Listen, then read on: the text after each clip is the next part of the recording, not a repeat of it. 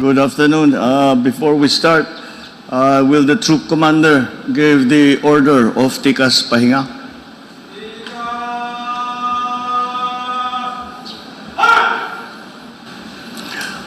Good afternoon to the commanders, the officers, the men and women of the 9th Infantry Division. Ako'y natutuwa na nakarating ako dito at dahil nga at this is for me, the 9th Infantry Division is still a new unit.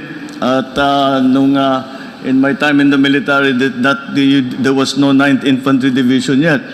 And so I was very interested to see kung ano ang naging operation ng itong command na ito.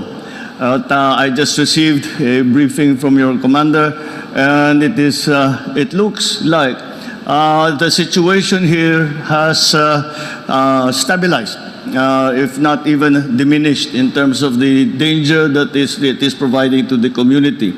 So that is something that we have to thank you all for. Ang mission ng ating mga sundalo ngayon ay medyo nahalo na, nagbabago na ng konti. Whereas before, we asked you all of the individuals, men and women in the military, to be war fighters. And you were very strong, very brave, very courageous war fighters.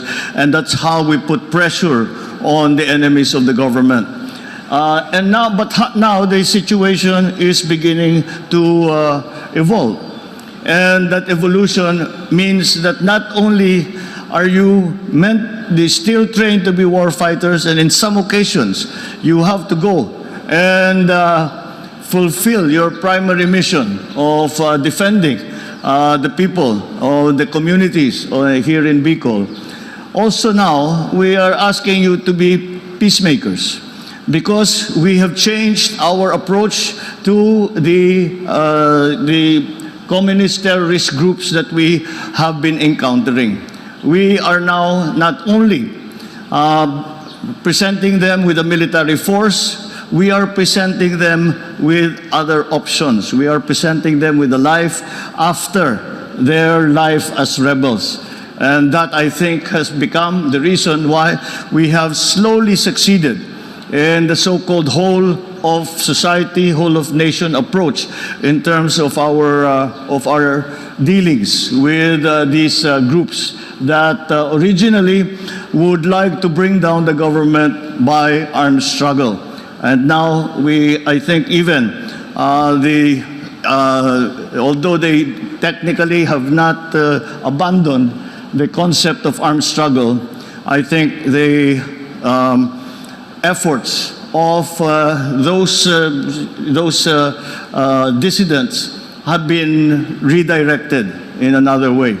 And that's why your role as the Philippine military continues to be as war fighters, but now there is the additional mission that we are asking of you to be peacemakers.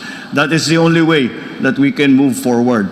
Now also, beyond the internal threats that we are facing, what is becoming more complicated and more difficult are the external threats that we are facing. And with the geographical location of the 9th ID, you can see that it is very close to some of the disputed areas kung saan pumapasok ang mga iba't ibang barko. Kailangan din nating bantayan yan. Kaya ito na naman ay isa pang panibagong mission ninyo. Kaya we have to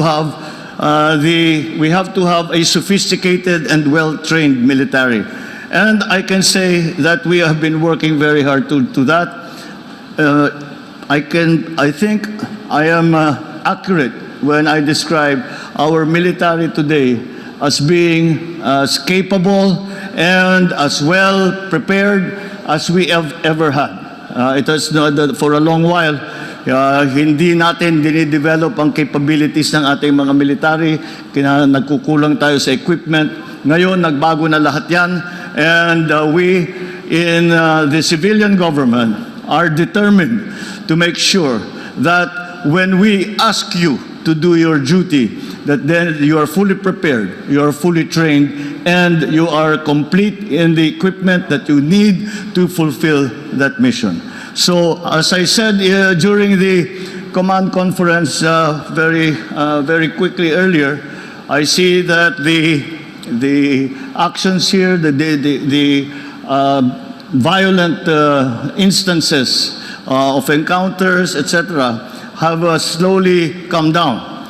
And looking at that, all I can say is that once again, I have always said that of all the sectors of society, it is only the military that has never let the Filipino down. So keep up the good work, continue your service, inaasahan namin kayong lahat, at hindi naman kayo, wala naman kayong karanasan na hindi nyo tinanggap ang inyong duty at hindi nyo tinupad ang inyong mission. Maraming salamat. Good afternoon, and thank you to you all. Thank you, Mr. President.